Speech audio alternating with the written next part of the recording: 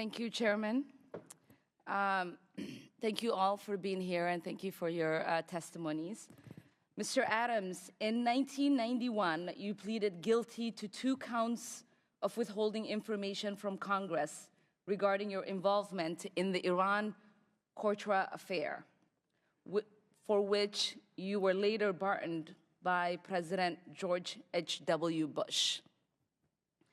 I fail to understand why members of this committee or the American people should find any testimony that you give today to be truthful.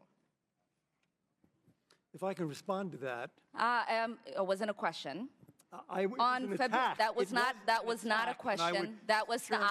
I reserve the right to my time. It is not right. That was not a question. This committee can attack on February a witness 8th, who is not permitted to reply. That was not a question. Thank you for your participation. On February 8th, 1982, you testified before the Senate Foreign Relations Committee about U.S. policy in El Salvador. In that hearing, you dismissed as communist propaganda report about the massacre of El Mozote, in which more than 800 civilians, including children as young as 2 years old, were brutally murdered by U.S.-trained troops.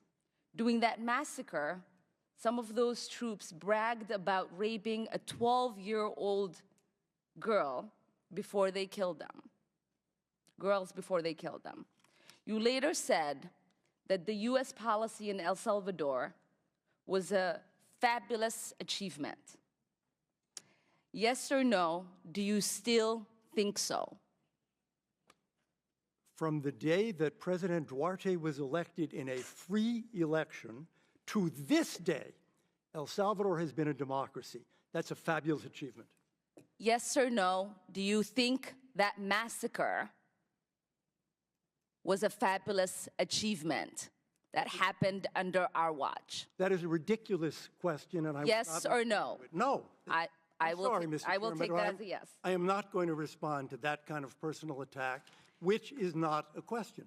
Yes or no, would you support an armed faction within Venezuela that engages in war crimes, crimes against humanity or genocide, if you believe they were serving U.S. interest, as you did in Guatemala, El Salvador, and Nicaragua? I am not going to respond to that question. I'm sorry. I don't think this entire line of questioning is meant to be real questions, and so I will not reply. Whether under your watch, a genocide will take place, and you will look the other way because American interests were being upheld, is a fair question, because the American people want to know that anytime we engage a country, that we think about what our actions could be and how we believe our values are being furthered. That is my question. Will you make sure that human rights are not violated and that we uphold international and human rights?